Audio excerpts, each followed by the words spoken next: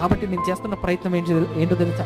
వాక్యం ఏం చెప్తుందంటే, చావునకు పట్టబడిన వారిని నీవు ఏం చేయాలకు పట్టబడిన వారిని నీవు తప్పించాలి అని రాయబడింది సామెతల గ్రంథంలో. కాబట్టి ఎప్పుడైనా ఎవరైనా బాధతో దుఃఖంతో ఉన్నప్పుడు వారిని ఒంటరిగా వదలకండి. ఇంట్లో ఎవరైనా బాధగా దుఃఖం, కొన్నిసార్లు పిల్లలు కూడా చిన్న చిన్న విషయాలకి చచ్చిపోతానని అంటారు వాళ్ళ పిల్లలు. వాళ్ళ మైండ్ సెట్ అలా ఉంది, ఎందుకంటే చుట్టూ ఉన్న వాతావరణం అలాంటిది, సైతాను పెట్టే ఆలోచనలు అలాంటిది.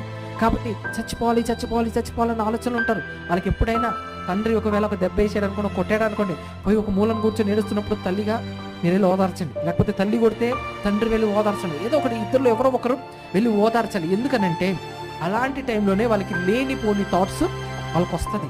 చూడు, నాన్నకు నేనంటే ఇష్టం లేదు, ఒక దెబ్బ వేయగానే నాన్నకు నేనంటే ఇష్టం లేదు. ఈ థాట్స్ ఎవరిస్తారని అనుకుంటున్నారు? సైతానే. వాళ్ళకి ఆ మెచ్యూరిటీ ఉండదు కదా. వాళ్ళకి ఆ మెచ్యూరిటీ ఉండదు. నా మంచి కోరి నాన్న కొడుతున్నాడు అని అనుకోరు. వాళ్ళకి ఎలాంటి థాట్స్ ఉంటుంది అంటే, నాన్నకు నేనంటే ఇష్టం లేదు కాబట్టి